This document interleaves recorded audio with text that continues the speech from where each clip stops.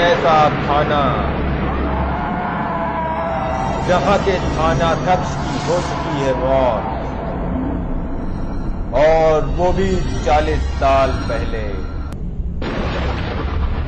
मगर उस थाने की जिम्मेदारी अभी भी संभाल रहा है थानाध्यक्ष का।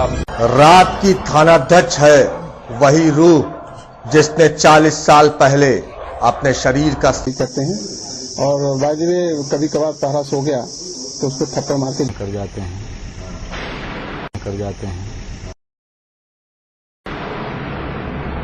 बाबा के भूत में विश्वास सिर्फ पुलिसकर्मी ही नहीं करते, आसपास के लोगों में भी बाबा की रूह के ताकत का खौफ साफ दिखाई देता है।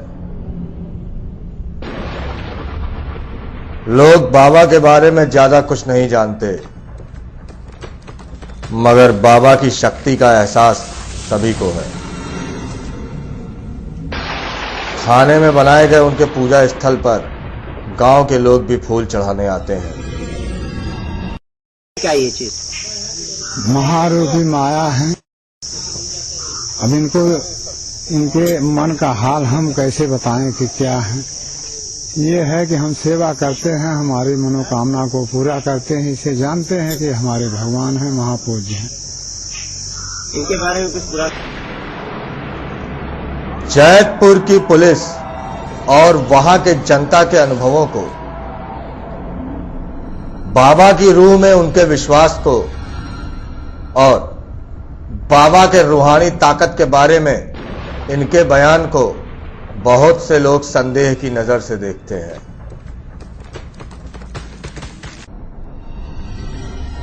आखिर इतने सारे लोग बाबा के भूत की क्यों पूजा कर रहे हैं?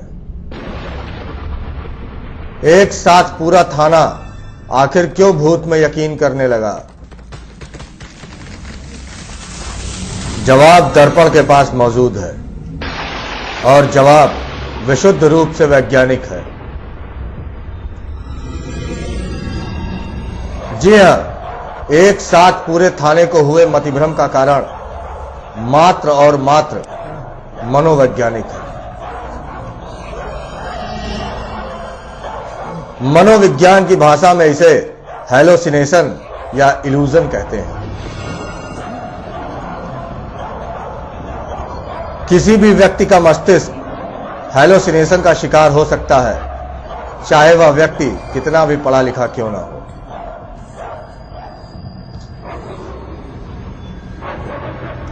दरअसल थाने में जो भी पुलिसकर्मी जब भी आया, उसे बाबा के भूत की कहानियां सुनाई गई।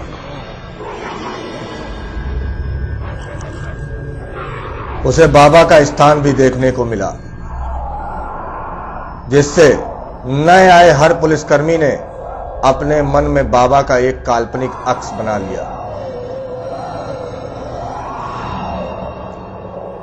उसके मन में बना यह अक्स उसके अकेले रहने पर उसे परेशान करता है, और व्यक्ति वहम यानी हैलोसिनेशन का शिकार हो जाता है और अपने वहम को ही सच मान बैठता है।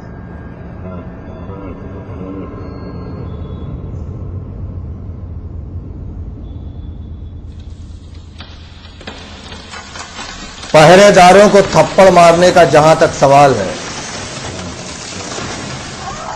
हो सकता है नींद में मच्छर काटने पर इस पहरेदार ने खुद को ही तमाचा मार लिया हो। तत्काल आंख खुलने पर खुद के तमाचे को बाबा का तमाचा समझ लिया। जाहिर सी बात है, पहरा ने पहले से बाबा के अनुशासन प्रियता की कहानी सुन रखी थी,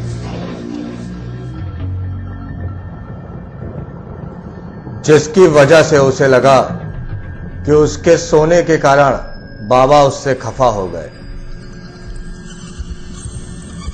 यानी वहम की हर कहानी अन्य कहानियों के साथ सीधी बैठती गई, और बाबा की रूह और उसकी रूहानी ताकत जैतपुर के लिए एक हकीकत बन गई।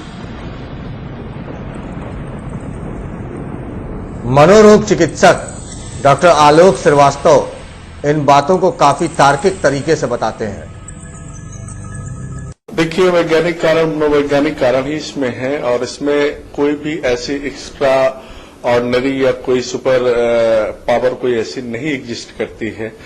और मनोवैज्ञानिक कारण ये है कि किन्हीं भी कारणों से कोई भी बंदा उस पर्टिकुलर प्लेस पे जो कि ये मानता है कि यहाँ पे ऐसा कोई सोल हॉन्ट करती है या कोई आत्मा या कोई रूह ऐसी हॉन्ट करती है, तो कोई भी आदमी जब इसको ये बता दिया जाए कि किसी पर्टिकुलर प्लेस पे वहां पे जाने पे आपको ऐसी अनुभूति होगी, ऐसे लोग दिखेंगे, ऐसी आवाजें आएंगी, तो उसके अंदर पहले से ही एक फियर सिंड्रोम डेवलप कर जाता है उसके माइंड में। और जब भी हमारा मन डरा हुआ होता है तो ऐसी तमाम असामान्य अनुभूतियां होती रहती हैं, जिसे हम लोग अपनी साइकियाट्री की भाषा में हैलुसिनेशन या इल्यूजन कहते हैं। जैसे कोई आपने सांप, किसी रस्सी को सांप समझ लिया, ये है इल्यूजन, इसको बोलते हैं भ्रम। लेकिन जब हम डरे हुए होते हैं तो कहीं अगर रस्सी नहीं भी होती है तब भी हमारा माइंड, हमारा ब्रेन पीछे से ऐसा प्रोजेक्ट करता है, हमारे मन में सांप का डर लगा हुआ है, तो हमें लगता है कि कोई सांप रेंग गया या कोई सांप बैठा हुआ है।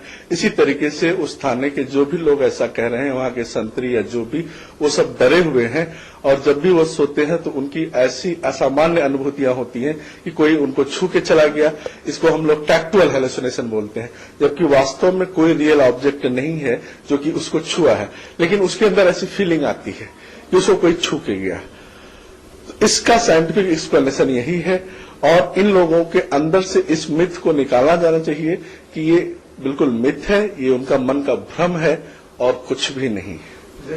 वहाँ एसओ जैसा अधिकारी भी कह रहे थे, एसओ एक मतलब पढ़ा लिखा, हाँ ठीक है, पद होता है, ठीक है। जहां तक आप एक जो नॉन साइकियाट्रिक पर्सन है, यानी जिसको साइकियाट्री का या मन के विज्ञान के बारे में जिसको मालूमात नहीं है, भले ही वो आईईएस ही क्यों ना हो, वो पीसीएस ही क्यों ना हो, वो एसओ ही क्यों ना हो, लेकिन हमारा मन कैसे काम करता है उसकी बारीकियों को अगर उसे नहीं मालूम है तो वो भी ऐसी भ्रांतियों को मानने के लिए मजबूर हो सकता है जब तक कि उसको समझाया ना जाए। साहब, एक बात यह थी कि कहीं कोई नकारात्मक ऊर्जा ही बची रहती है इंसान को मरने के बाद, हाँ। तो क्या इस तरह की बातें हो सकती है, कोई नकारात्मक ऊर्जा? नहीं, देखिए, इंसान के मरने के बाद जब हमारा बॉडी सोल से अलग होता है तो उसका कोई एग्जिस्टेंस नहीं होता है, ना तो नकारात्मक होती है ना तो सकारात्मक होती है। ऐसे ही आप समझ लीजिए कि हमारी सोल जो है, हमारी आत्मा एक तरह की पावर है, इलेक्ट्रिसिटी है, वो तभी काम करेगी जब उसके लिए हम बॉडी में वो एग्जिस्ट करेगी। बॉडी से बाहर जाने के बाद वो कुछ नहीं कर सकती जब तक कि फिर से वो दोबारा किसी बॉडी में री इंटर नहीं करती है। तो ये पैरासाइकोलॉजी हमारी कहती है। तो केवल सोल का कहीं एग्जिस्ट करना हम आपके परसेप्शन से बाहर है, हम आप उसको परसेप्ट नहीं कर सकते, हम आप उसको अनुभूत नहीं कर सकते। भूत प्रेत जिन्नात ये सब बकवास की बातें हैं। जो भी एग्जिस्ट करता है वो रियल आदमी में एग्जिस्ट करता है, बाकी सोल का कोई एग्जिस्टेंस, फिजिकल एग्जिस्टेंस नहीं है जिसको हम लोग अनुभव कर सकें। ये हमारे अनुभव से बाहर की बात है।